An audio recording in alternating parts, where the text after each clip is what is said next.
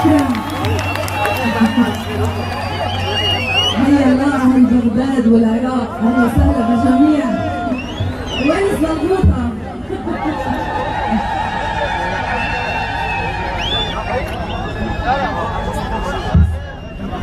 أول شيء بدي أقول لكم إني أنا مبسوطة كثير إني شارككم فرحتكم، شارك بمهرجان وعيد الصحافة الكريمة.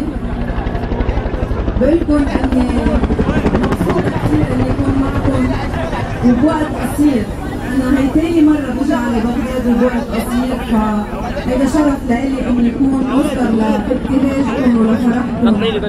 وللصحافة أنتم ضمير الشعب وأنتم الصورة الحية، وبحب لكم كثير الصحافة اللي راحوا كرمال ينقلوا فكرة استشهدوا.